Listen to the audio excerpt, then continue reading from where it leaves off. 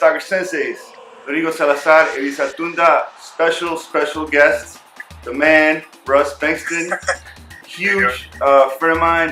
He's a sneakerhead. He was on our show before, back in the lo-fi days. We were just doing audio, and you know, we all had the beard like him. I cut it out, but we spoke about soccer cleats, and as you guys may or may not know, he's a huge Arsenal fan. So this weekend is the Arsenal Man United Derby, you know, depending on your accents. But Russ, tell us a little bit about yourself, man, please.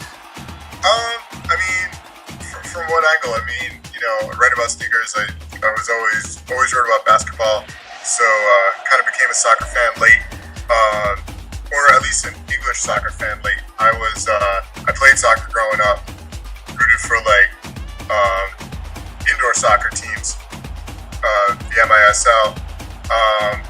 You know, became an Arsenal supporter kind of because of Fever Pitch, like half the other people who became Arsenal supporters in America. You know, was a fan before the Invincibles, so got to see something that will unfortunately now probably never happen again. And now it's interesting, a little bit of a struggle, but you know, as you know, and I'm a Mets fan too, so I'm used to the long struggle that might produce nothing.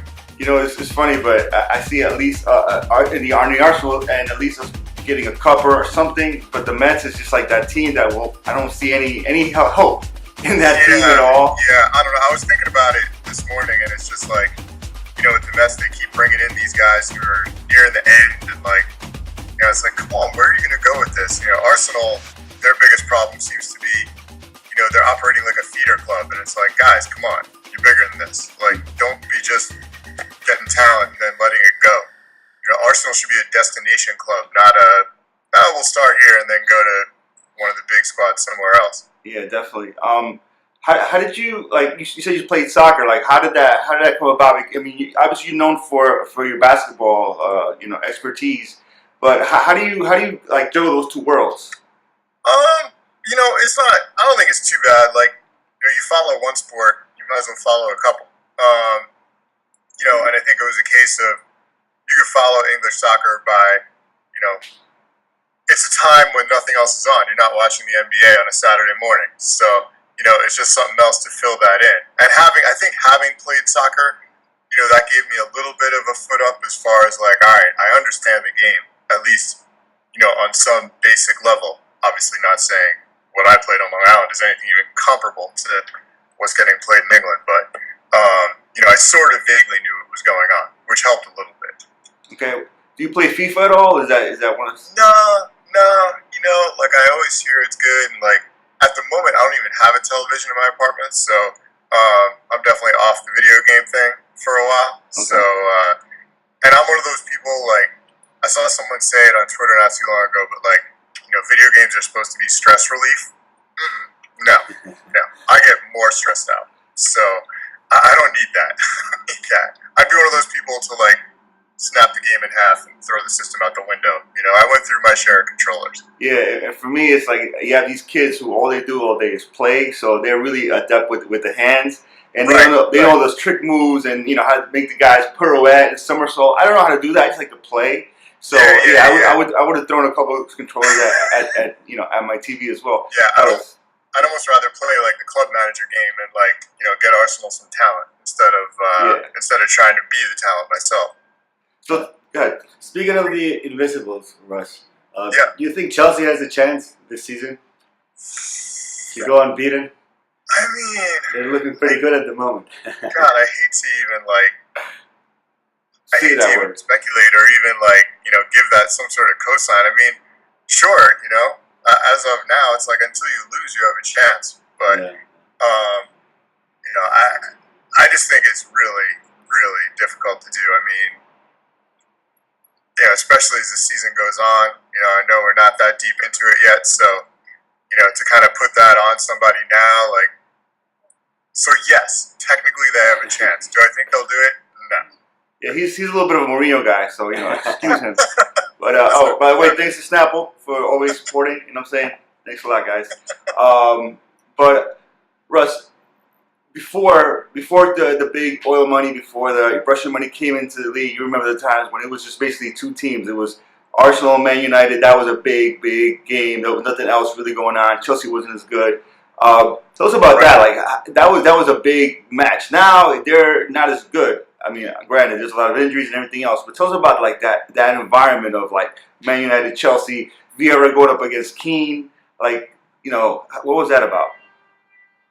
Yeah, I mean, it was huge. You know, it's like you had like the two biggest clubs basically, and now it's like, you know, you look at the table and it's like a complete mess. You know, I mean, you have squads up there, teams, clubs up there that, you know, where did that come from? And again, it's early, but you know, when all that money came in for Chelsea, and you know, obviously clubs from other countries were pulling off talent, but you know, yeah, Arsenal and Man United used to be the match pretty much, and now it's like, you know, I guess it's better in a sense because you have a lot more matches like that, but you know, the one match that used to stand out isn't quite what it used to be. Did you see the Fever Pitch, the American version? Did it, you know, what?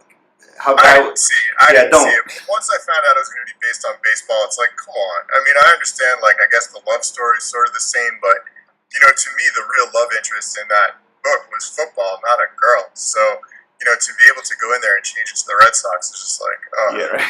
No, I couldn't do it. I couldn't do it. I love Nick Hornby, but that one, I don't know what kind of approval he had or final approval, but I don't know how you let that go. That's the yeah, exactly. So for this match coming up, what do you think is going to happen between this derby? Right now, Manchester United has a lot of injuries, a lot of people down. Daley Blind went down. He's a central defensive midfielder. Marcos Rojo is down as well. Phil Jones, who, you know, looks like he's down even when he's playing. His facial expressions are crazy. I mean, we actually may have a chance, and I hate saying that, and you know that, because I hate saying that Arsenal may have a chance because somewhere or another we mess it up. What do you think is going to happen this weekend? Yeah. I mean, I think Arsenal does have a chance. Obviously, I mean, you know, it would be nice to at the very least, stay that point up on Man U. You know, it's like Arsenal's obviously having their issues, and you know, they're nowhere. They should be in the top four, and they're not. And you know, it'd be nice to get that 3. You know, obviously they seem to have some late match issues, going up 3-0 and losing all 3 points. Like, horrible. I don't even know how you do that. You know, it's not even about losing. It's about losing in a super disheartening way. You know, hopefully they can at least get their mentality right for this match. You know, it's like, even though Arsenal Man U isn't what it used to be, like beating Manchester United should still be, you know, a big thing for them. Yeah, it's still a big match. I'm trying to grab your New Balance sneaker box over there. Tell us about your yeah, right there. Tell us about Quick Strike. I mean, obviously I'm a fan of the show. What's going on? Are you still into the next season or? Yeah, we sort of hit the pause button on the season. I mean, you know, we've still got some stuff that we filmed. We filmed a couple things in Portland that hopefully you'll be hearing about pretty soon. With a couple of brands, and it's just a matter of figuring out how to make it work within the format of the show, or change the format of the show to have it work. You know, Quick Strike's definitely still around. We're definitely still filming. You know, Clark and I are still putting things out. So, you know, hopefully you see some new stuff from that real soon. Yeah, definitely check out Quick Strike on ComplexTV, right? .com. Yeah, Complex TV. You can look. You know, we're in our 3rd season. You can check, like, go all the way back and, you know, see the original episodes filmed in Mark Echo's old office. Yeah. Hopefully we've come a long way. Hopefully. Yeah, no, definitely. And there's other people trying to do what you do. Don't try. Don't stop. I know you. What? You know, I appreciate that there's more of it out there. Like, I'll always appreciate that. I don't really watch anything else. You know, it's like I don't want to be able to even be remotely accused of, like, oh, we did that first. Like, whatever. I don't care. I just want to do my own thing and, like, hopefully have it be good. Okay. What do you think of, like, Arsenal right now? Like, obviously we signed Alexis Sanchez. He has the whole team on his back. I mean, if it wasn't for him, we'd probably be, like, you know, down in you know, championship side right now because everybody's playing so bad. Oliver Giroud was back supposedly from his injury. Walcott's back now. what do we have to do to? You know what? To get at least top 4, because we're not going to win it, but at least a top 4 finish is always, that's our cup. We get a nice little top 4 cup somewhere. Yeah, yeah, it's kind of tradition at this point. I don't know, like, you know, part of me, and maybe it's sacrilege to say, but you know, part of me hopes we do finish out of the top 4. Part of me hopes we keep dropping, or you know, even if we don't keep dropping, finish like, you know, in that bottom half of the top 10, because maybe then you actually realize, like, hey, we need to do something about this. You know, I don't think the fan base is going anywhere. The fan base obviously is quite loyal, but you know, every offseason, every transfer window, it's like, come on, guys, spend money. Let this be the year you actually spend and, you know, compete and make sure you're going to compete and retain some of the talent you acquired. You know, like, I know, you know, any Arsenal supporter, I feel like, you know, it's like you go out, the next season comes, you buy a shirt, and it's like, okay, this is going to be useless by next season because this guy's going to leave. And it's like, you don't want to keep thinking that. You know, you want to have somebody stay. And, you know, whether it's a Van Persie, you know, obviously Henry, we had his best, and Pires left, you know, pretty late, but seeing the young guys leave really hurts. You know, I think we need to establish some sort of consistency. This season, you know, I don't know, it is what it is at this point. I don't know if you're going to squeeze that much more out of guys. Like, hopefully the guys come back healthy and can fit in again and, you know, give Alexis a little bit of help. But, you know, I think it's a matter of establishing consistency over a few seasons, and it's going to take a little while. But hopefully they're willing to commit the time, and most of all, more money. Please, spend it. You're making it. We know that. Yeah, we know that. A lot, yeah. Alice? Russ, don't you think the money should have been spent to strengthen the midfield, especially the center midfield? I always talked to Rodrigo about it. We seen last year, well, no one expected Mesut Ozil to come in at the end of the transfer market. This year we've seen Alexis Sanchez. 2 great players, but as you were previously saying, Arsenal is no longer the destination club. We saw Van Persie leave. We've seen Fabregas go to Barca. Now come at Chelsea. No one even expected that. They should have grabbed him if he was to return to the EPL. There should have been no excuse for Arsenal. It's inexcusable not to have him return. And then Gal Clichy as a left back, growing up in Arsenal, spending his youth there, now plays his game at Man City. Yeah, Signing it too. And I mean, you know, you're going to lose guys. You're still going to lose guys to Man City. You're going to lose guys to the big Spanish clubs because they are going to spend more money. I mean, they do have more money, which is unfortunate, you know, the way things are. But yeah, I mean, you have to strengthening the midfield should be, you know, a top priority. You know, you have to get the core of the squad solid. Otherwise, you're going to keep bringing in guys who are great, and the great guys are going to leave because the rest of the squad isn't up to par. So, you know, I think you need to build some of that foundation. And, you know, every transfer window, they have to make something happen. You know, you can't go all the way to the end and, you know, either have nothing happen or, you know, do something at the end just to do something. You know, I don't know if they need to be proactive. You know, maybe they need maybe Arsenal needs a squad shrink, but yeah, they need to do something more. And whether the answer is, you know, is it time for Wenger to move on and start a whole new era? I don't know, but at some point that's going to have to come into play too.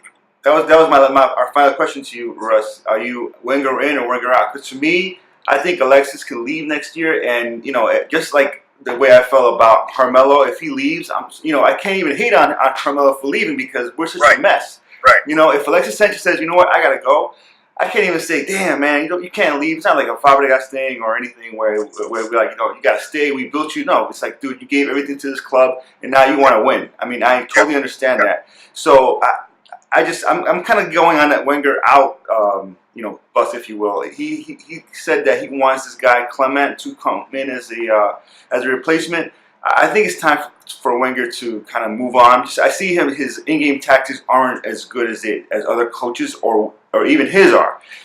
He doesn't make those adaptations in the middle of the game where, listen, put this in, do this. You know, if you have a 3-up lead, as you said, you gotta shut it down. You know, you gotta go Chelsea, park that bus a little bit.